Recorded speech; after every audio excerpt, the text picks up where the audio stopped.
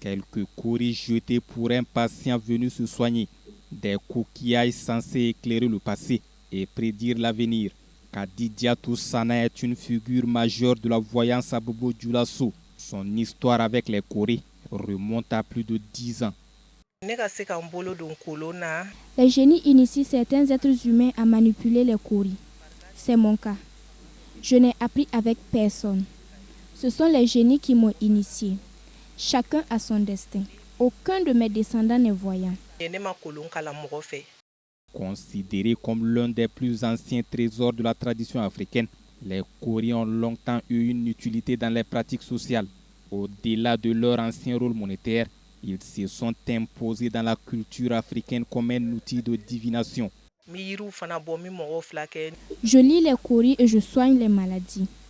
En cas de souffrance, les gens viennent me consulter et je leur donne des médicaments. On leur explique comment les utiliser. Tout cela grâce aux coris. Kologo Bossano travaille avec les coris depuis plus de 40 ans. Il a choisi ce métier après avoir reçu les coris des génies. Un jour, je dormais et je me suis réveillé avec 7 coris dans la main. Je n'ai rien appris de quelqu'un. Ce sont les génies qui m'ont enseigné cela dans la brousse pendant plusieurs années. Aujourd'hui, j'aide ceux qui viennent me consulter.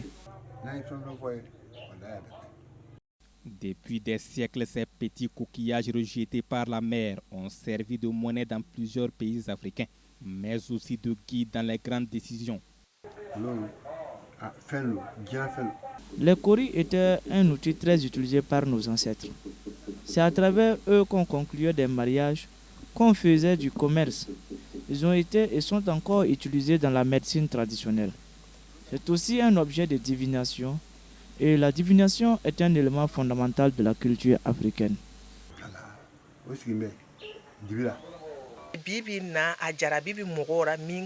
Malgré la civilisation, l'art divinatoire reste ancestral. On doit y croire car ce sont des pratiques qui nous ont permis d'exister depuis la nuit des temps. Amour, emploi, santé, la plupart des consultations tournent autour d'événements de la vie quotidienne selon ces voyants. Des voyants pour qui les coris représentent un véritable patrimoine culturel africain.